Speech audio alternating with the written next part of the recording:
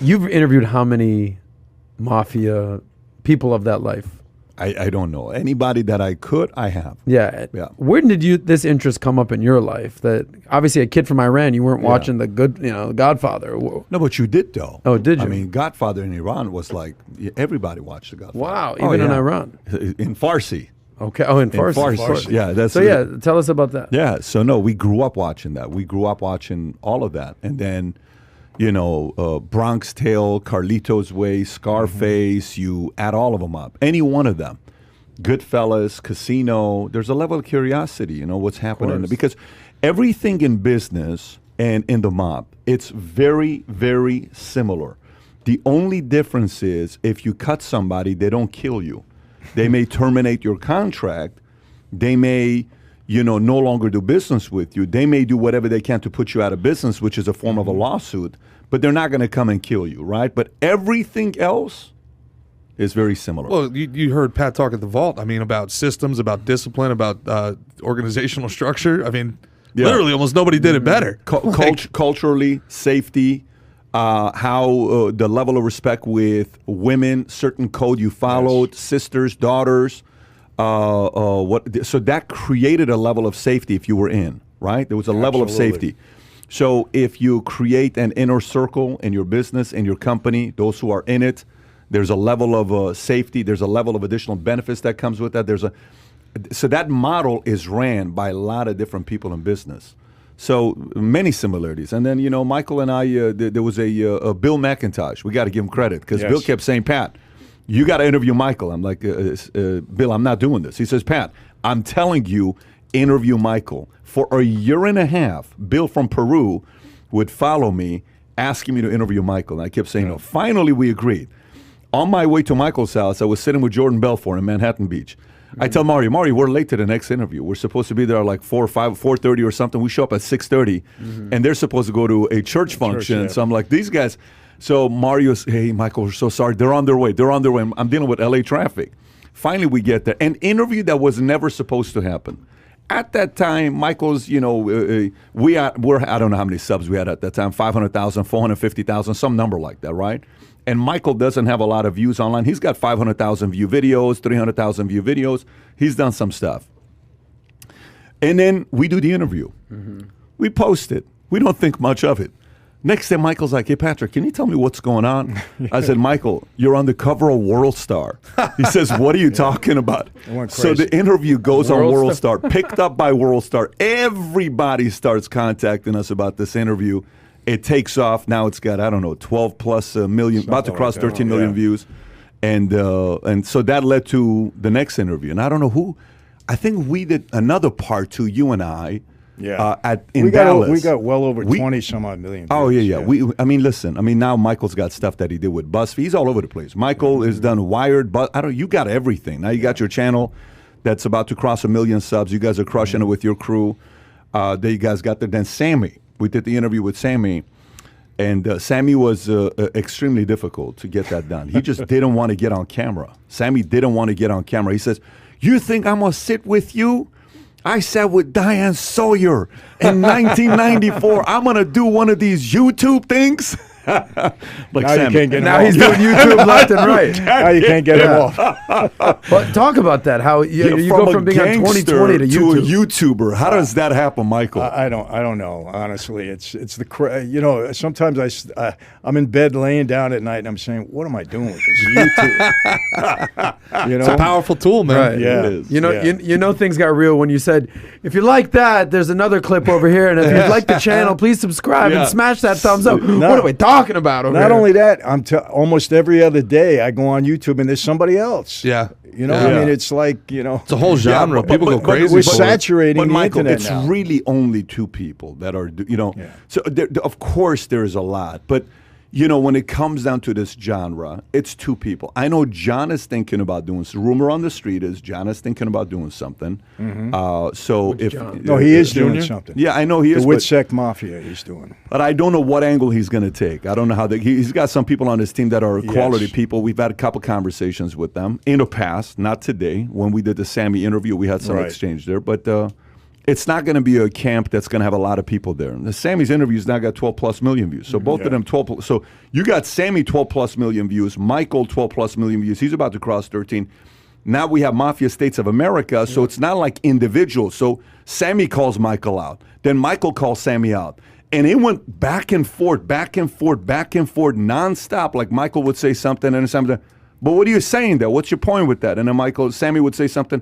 But Sammy, I disagree with you. And then this, like Chaz Palminteri says, Patrick, I don't know if you understand this. This has never happened in a history of a mob. This has never happened. So, and I got a phone call I'll tell you about afterwards, a very interesting phone call that you and I will talk about right after. I was going to bring it up to you yesterday. There was too many people around, but I'll talk to you about it afterwards, what happened. Sure. Very strange people have contacted me about this interview because everybody wants to know. And then the trailer. So now people are asking, when is this coming out? You know, we don't have a date yet. You know, we're trying to figure out when we're going to launch it. People want it to come out tomorrow. People are driving me crazy. I'm saying, I don't know. Speak to Patrick. It's bigger than the Mafia genre, though. I mean, this is a history. This is an America that doesn't exist I think anymore. they're going to watch this 100 years from now. They have to. I mean, this is a time capsule. This is what I got out of this and from the research that we're doing from the project, man, is that this is the story of immigrants making their way in America. You could be the Mafia is identified with Italian Americans, but as we got into it, you talked about Bugsy Siegel, you talked about the Jewish immigrants in the beginning in New York were the ones that taught the other immigrants. We talked about this. Then there was the Irish Westies, and then the but nobody took it to the level the Italians did. I mean, the Russians and the Chinese maybe, but well, no, I'm going to tell you this. You know, when you talk about Mafia, Cosa Nostra in this country, you got to understand, we survived and prospered for almost 100 years under some difficult conditions. I mean, we always had law enforcement after us. But why? Because we had structure, we had discipline, we had authority, and we had respect among one another. And there were some pretty intelligent guys there. You know, I always say this, you know who made the Mafia in this country, who gave us the biggest advantage? Prohibition. The government. Yeah. Prohibition. Because of Prohibition. Because that's when the money came in. That's when we started getting the money, and you don't do anything without money. And you were advocates. You were advocates for the people at that point. The people didn't want prohibition. No, you were advocating for the public. Absolutely. Yeah. Absolutely. Are there any similarities to today? Prohibition was in the 20s, right? So now it's 100 years later.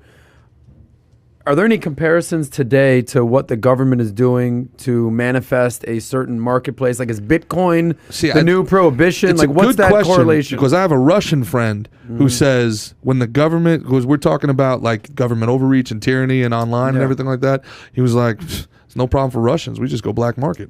They can do whatever they want. We'll go Russians are very smart, but you know, you don't want to get me started. I'm writing a book. I want you to get started. Mafia Democracy, because I am telling you that our government today is acting very Machiavellian, just like the ideology that we followed on the street. And the other thing I wanted to say, remember, all these other groups, I mean, you got to give them credit, but, you know, you take the cartels in Mexico, South America, they're built around drugs. You take drugs away, that's it. They got nothing. But we infiltrated every sector of society, from the guy on the street with the numbers business right up to the White House and everything in between. Wow. And you know this, Patrick. You control the unions in this country, you control the country. At Still least to today? Yeah, that's literally what the Democrats are doing. As literally right now. Not today, because they took a lot of the union power away from us. But look, you control the Teamsters. You got 2.5 million truck drivers. You call a strike, the country stops. Which, you call a strike at the docks, nothing comes in and out of the country. To his point, what did they just do in Australia to compete against these vaccine mandates? The truckers shut down the roads. They stopped on the bridges. All at the same time. They shut the country down, and within 24 hours, South Wales in Australia went from mandatory vaccinations to non-mandatory to what do they consider? What it was? And it's legit. You call a strike, it's legit. They can't do anything to stop you until you negotiate and they reach a point of a conclusion. But you have that kind of power. You know, in politicians, you got these huge pension funds. You know, politicians are drawn to money. You know that, Patrick. They're drawn to money. When you control that type of when you have that type of control, you got a lot of authority. Who has more power in America than the NEA right now? The Education Association runs the country. It's funny. Yesterday I spoke to Captain Dennis Tager, who is the spokesperson for the largest union for pilots in America, 15,000 pilots. It's called APA, Allied Pilots Association, right? and he was talking about the difference between union today versus before. You know how Jimmy Hoffa union before versus today. How different is today's union than before? Has it changed much, or is it still similar kind of influence and power? Good question. It's changed a lot because the mob doesn't have the control over it as it did before. Okay. You know, and the numbers are down in the unions. Numbers are down, I think. You know, back, you know, in my day, unions were powerful, man. Look, I had. When you say numbers are down, you mean percentage of American who are part of Well, unions? Yes. one out of as late as the 1960s, 1 out of every 3 Americans was in a union. And now I gotta suspect it's less than 10%. You know, Well, What it's no, because it's 40%, because almost 90% of all government employees are unions. There's almost no private sector unions. They're all public sector now. Patrick, I had control through a guy by the name of Danny Cunningham. We had the security union, right?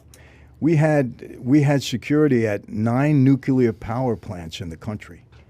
Now, in those nuclear power plants, I don't know if you know, at that time, when a nuclear plant closed down, you had to have security there for 100 years. What? 100 years. Why? When it was closed. Why?